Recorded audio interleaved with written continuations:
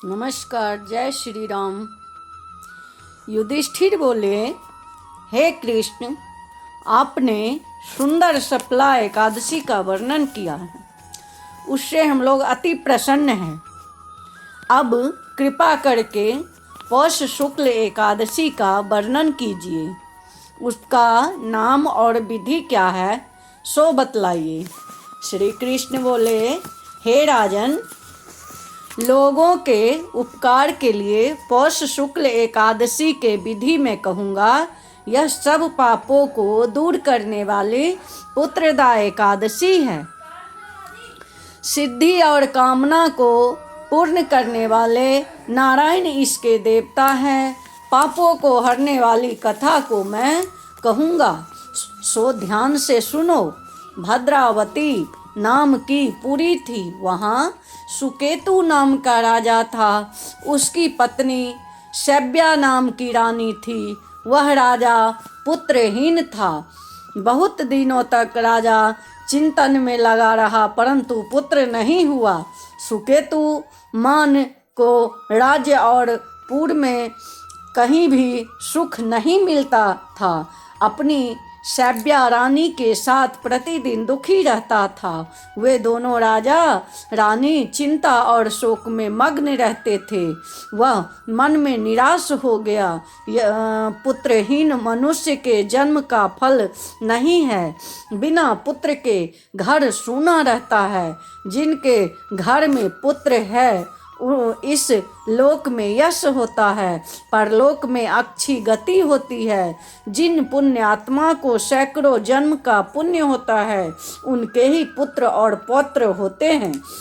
पुण्य और भगवान की भक्ति के बिना धन और विद्या नहीं मिलती है। मेरा सिद्धांत है कि इस प्रकार राजा दिन रात चिंता में मग्न रहता था। फिर सुकेतु मान ने आत्महत्या का विचार किया, परंतु उससे परलोक में दुर्गति समझकर वह विचार छोड़ दिया। संतान के अभाव से अपने शरीर को दुर्लभ देख अपनी बुद्धि से अपना हित सोचकर घोड़े पर बैठकर राजा घोर वन में चला गया। पुरोहित आदि किसी को यह मालूम नहीं हुआ। वन में इधर उधर घूमता हुआ चिंता करने लगा कि मैं ऐसा कौन सा बुरा काम किया है, ऐसा कौन सा पाप किया है जिससे ऐसा दुख मिला है। मैंने यज्ञ पूजा से देवता को संतुष्ट किया है, यह सब करने पर भी मुझको ऐसा कठिन दुख क्यों मिला है। इस प्रकार सोचता हुआ राजा आगे वन में चला गया।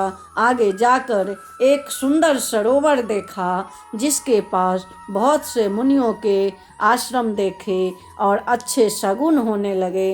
राजा का दाहिना नेत्र फड़कने लगा, दाहिना हाथ फड़कने लगा। इन अंगों को फड़कना शुभ सूचक प्रतीत हुआ। राजा ने वहां बैठ सब मुनियों को अलग अलग दंडवत किया।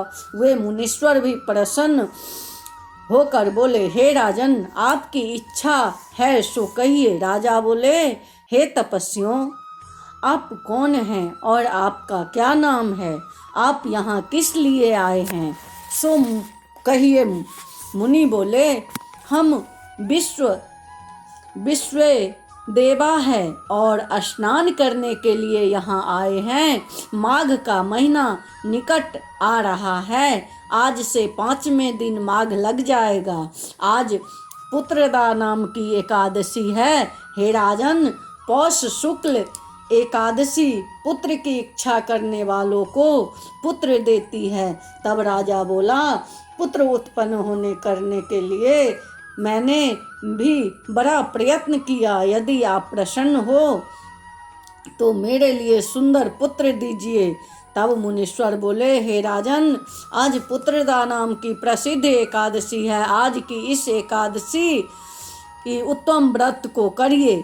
हमारे आशीर्वाद से और भगवान की कृपा से आपको अवश्य ही पुत्र प्राप्त होगा। इस प्रकार उनकी आज्ञा से राजा ने पुत्रदा एकादशी का उत्तम व्रत किया। द्वादशी में पारण करके मुनियों को बारंबार प्रणाम करके राजा घर पर आ गया। रानी के गर्भ स्थित हो गई। व्रत के प्रभाव से समय पर तेजस्वी और पुण्य आत्मा पुत्र पैदा हुआ। वह बालक पिता को प्रसन्न रखता था।